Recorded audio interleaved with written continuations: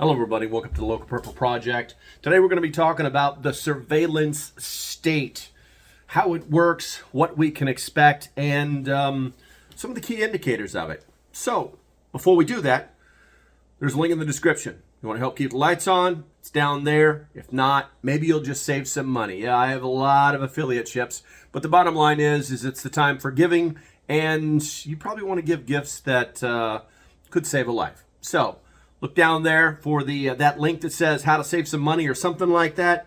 And yeah, go forth and do good things. All right, guys. So on the surveillance state.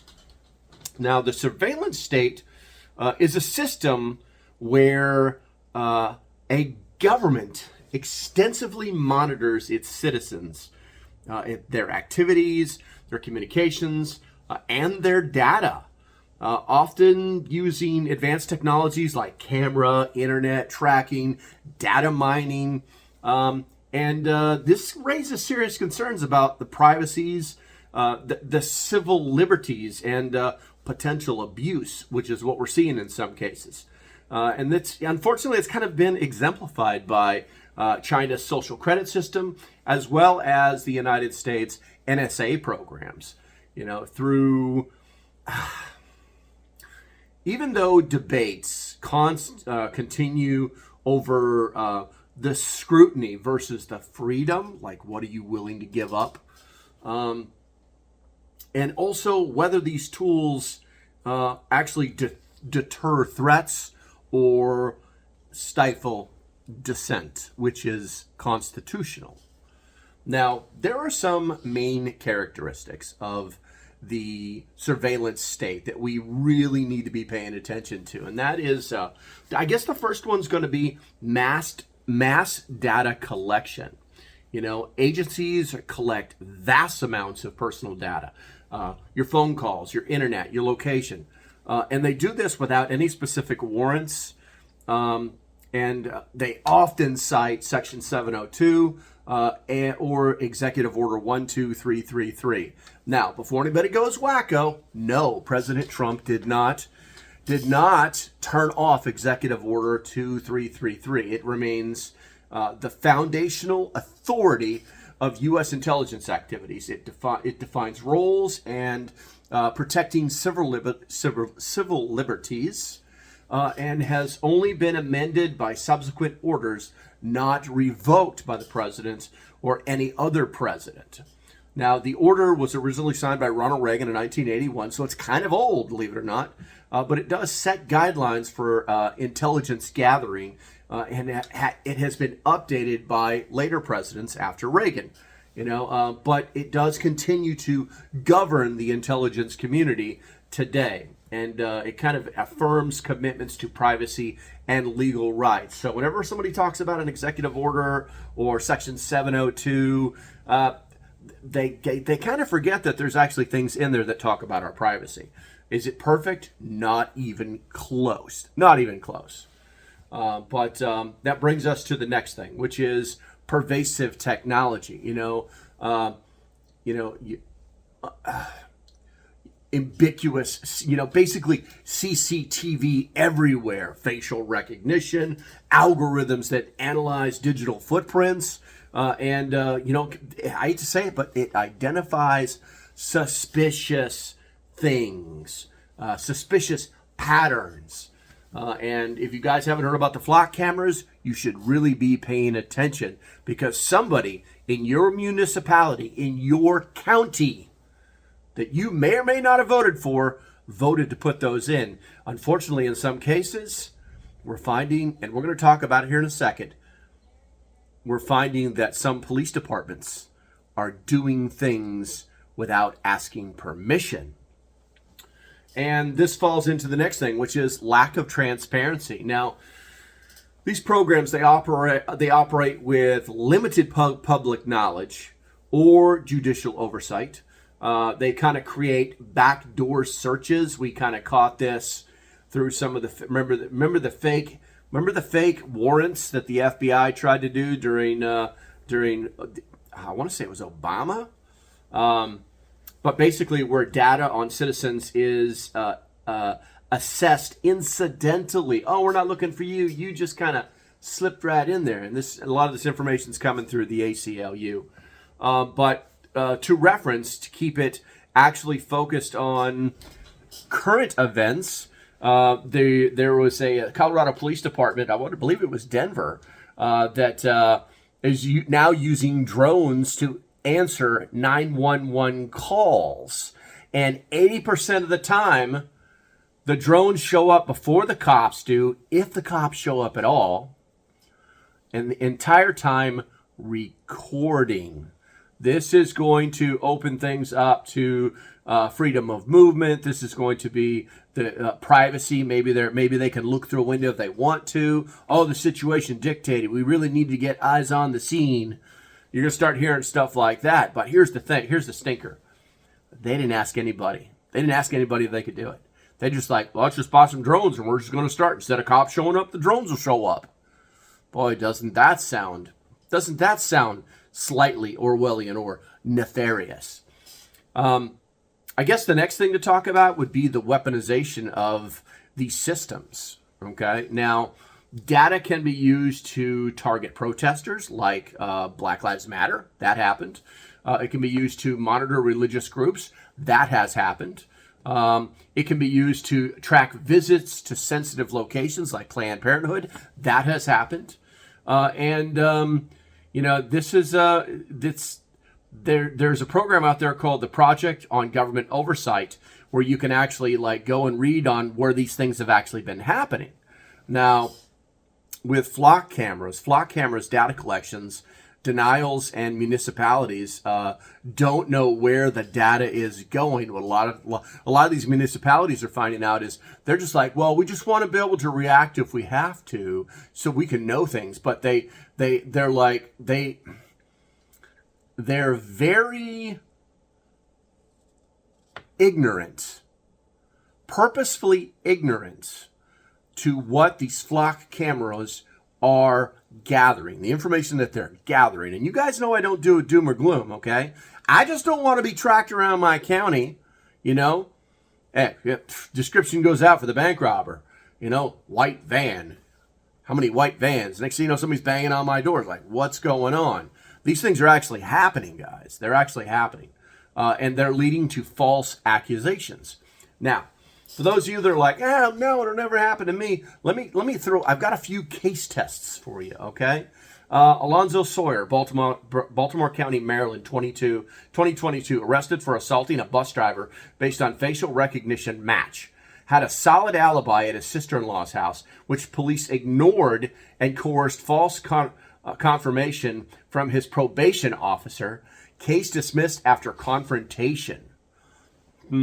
So they were already targeting him because he was free. He's probably a felon because he has a probation officer. But the facial recognition software failed. The police department didn't want to admit that they were wrong.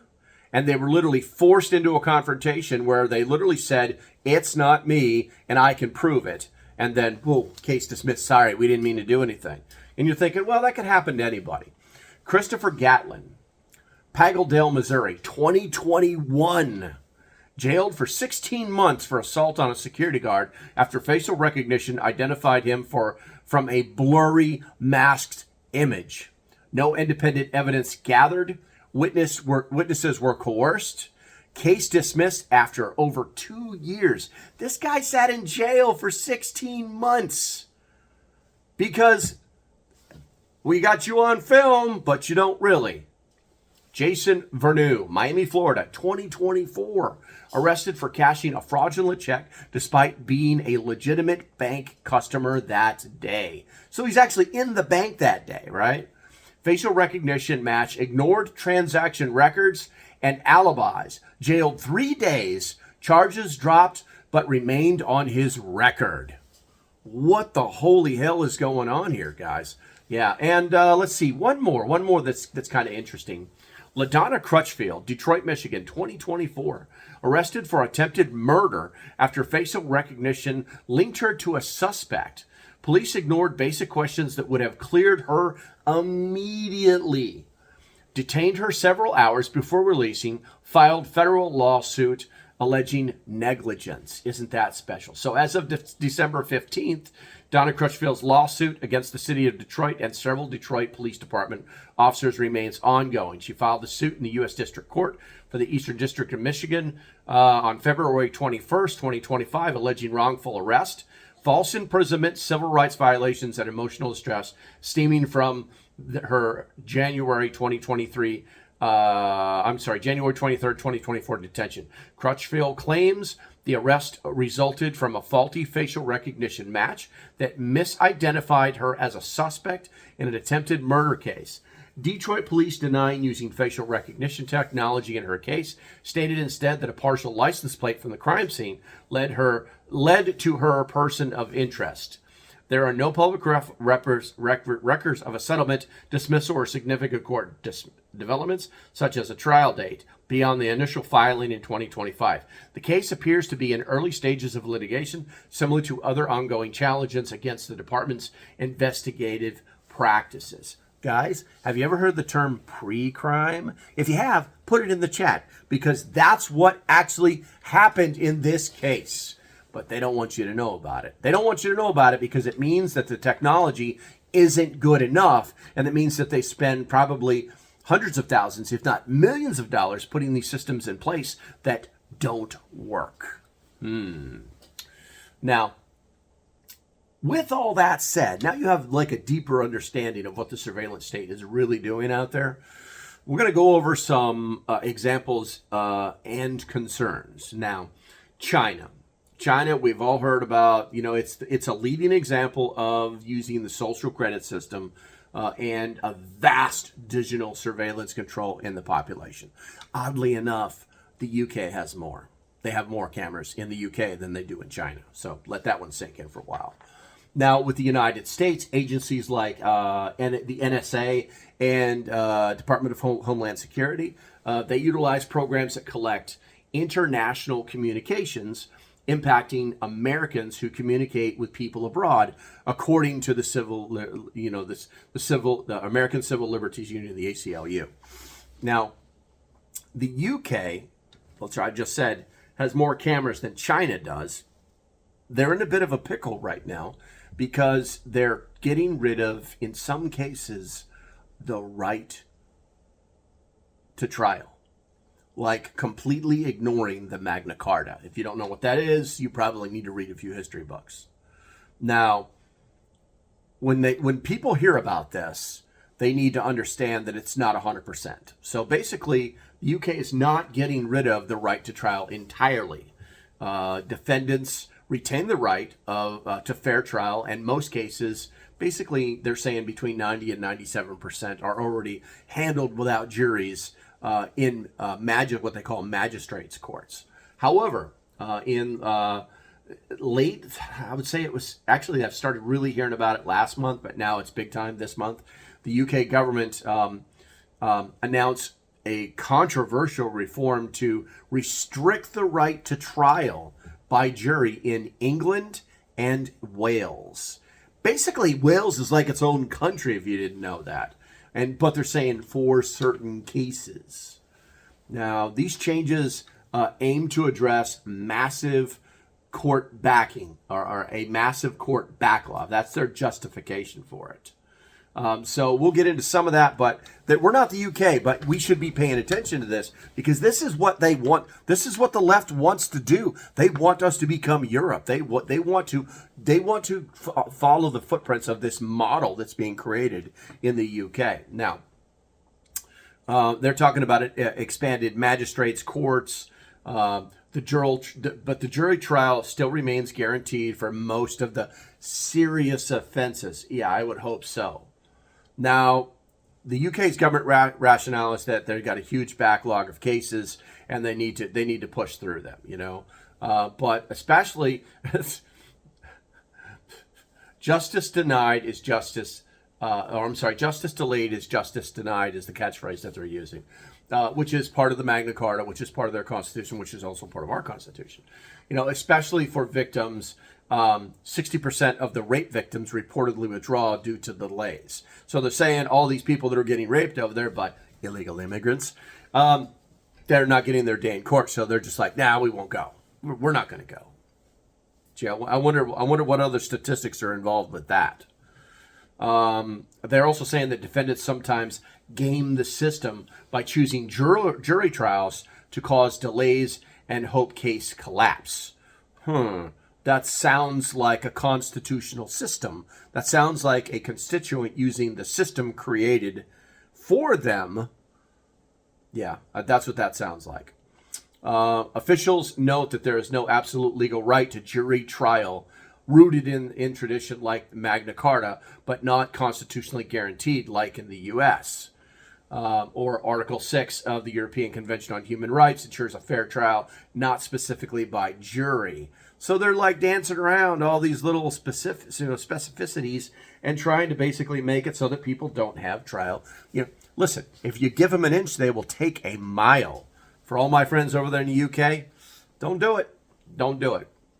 All right, so now the real thing is it's an erosion of freedom is what it comes down to.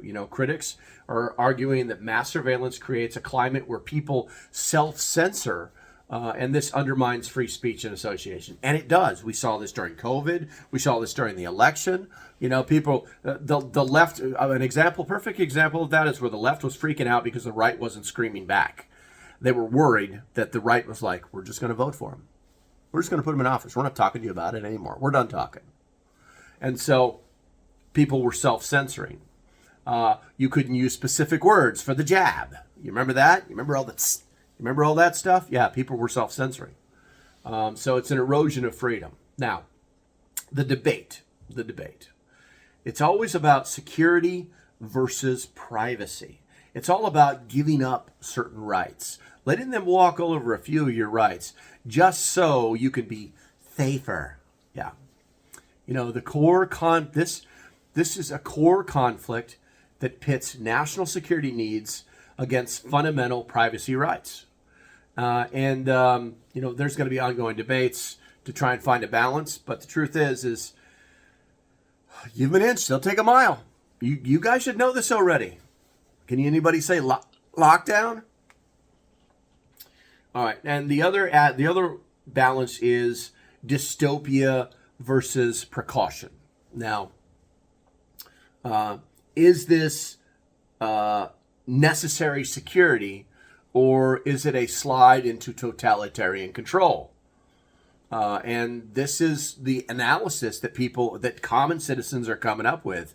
And for those that are watching that haven't thought about this, you probably should. You probably should take a couple of seconds out of your tiny little lives, because all of our lives, even if I live to be 100 years old, I will be a speck on the page of history. Security versus privacy. The core that core conflict pits national security needs against fundamental privacy rights. Was all about the ongoing debates. Now the pros. Let me see if I got this right here. I don't see any cons. Pros: warrantless surveillance under laws like Section 702 is essential for national security, enabling the detection and distribution of serious threats like international terrorism. And without it, intelligence gaps could make the world less safe. These are true facts. There's no way around it. If anybody was crying about Section 702, they would just need to look back to the FBI this week, where they captured those 4 terrorists that were doing a bomb plot there in California. Of course, it's in California, right? But those are the kind of things that give it weight. Okay, I didn't hear anything about like, oh, my rights have been violated because you monitored my Facebook page. But that shit's coming, so be aware. All right, so another pro is to security versus privacy argument is it enhances public safety through tools like facial recognition and predictive policing. Did they actually say that? Oh my God, predictive policing, which help deter crime, allocate law enforcement resources effectively, and monitor for criminal activities online. That predictive policing is a little scary. Flock camera. All right, so the cons to it are the cons to the security versus privacy argument are that it infringes on privacy by collecting mass data from internet activity, phone records, and social media without warrants. often without individuals' knowledge or consent, eroding trust in government. Yes, the trust in government has eroded, people. If you think that it hasn't, I tell you what, if you think that trust in your government has eroded, put a 1 in the chat. It's really that easy. It's really that easy. The other con is that it enables backdoor searches on Americans' communications, allowing domestic surveillance for non-security crimes and violating Fourth Amendment protections against warrantless searches. This is reference to, hey, we were listening to Allah Akbar, whatever, you know what I'm saying? But this video just got flagged. And they said Tom Jones. And so now we have to go look at every Tom Jones in the United States to make sure he's not. No, by the way, 3 other people were talking to Tom Jones, and they have too many vowels and consonants in their last name, so now they're under investigation just because. You know what I'm saying? That's what that's talking about. In the argument of dystopian versus precaution. Now, is this necessary security or on a slide into totalitarian control is what the analysts are asking. The pro is that it provides critical intelligence on counterterrorism and law enforcement, and includes access to encrypted communications to combat serious crimes and border threats, justifying its precautionary role. So once again, this sounds like 1984, doesn't it? Is it dystopian or precautionary? The other pro is that it expands capabilities to prevent political dissent or threats early, as seen in programs that monitor social media for potential risks, framing it as a provocative rather than dystopian effort.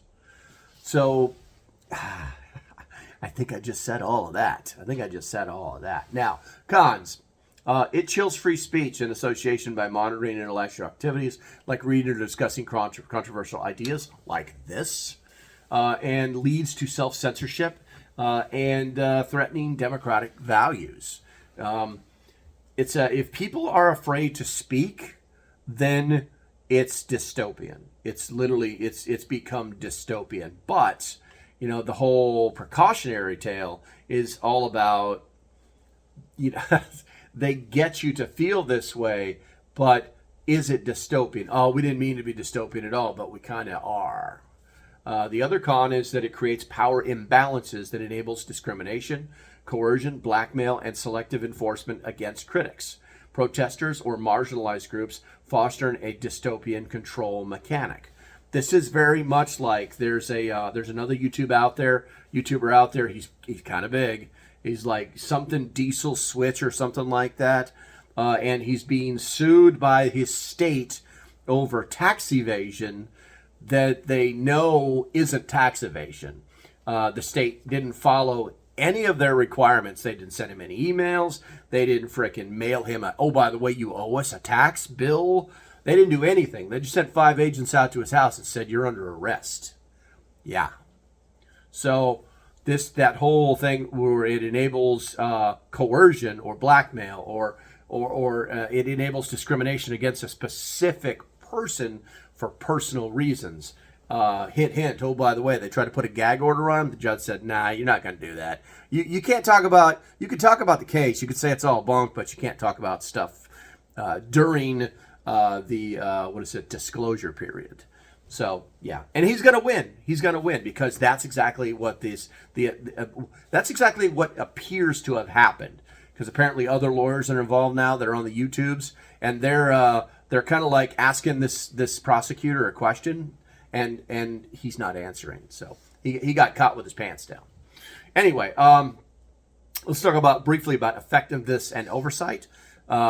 Debates, questions whether surveillance truly prevents threats or if its benefits outweigh the risks of abuse without stronger checks. Now, the pro of this is that it's indispensable for bridging intelligence gaps, for finding information that they don't have instant access to.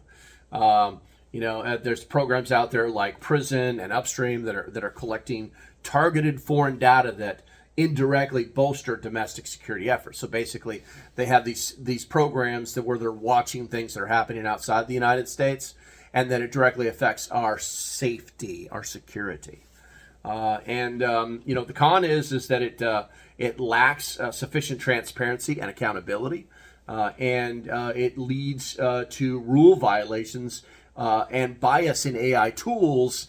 E.g., higher error rates for people of color, believe it or not, and the misuse of tracking journalists or activists. Yeah, that's been happening. There's also the global and domestic expansion.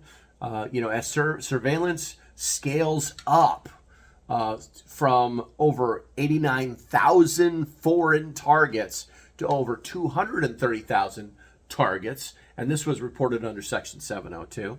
Concerns grow about its shift from foreign to domestic use and international implications, because they've got the eye of Sauron looking at somebody else, and that somebody else is through a third party. Your mother's sister's uncle's best friend, next door neighbor, farted twice, and this guy heard it, so now he's connected to you. It's the way of our digital lives. We have to be very aware of it.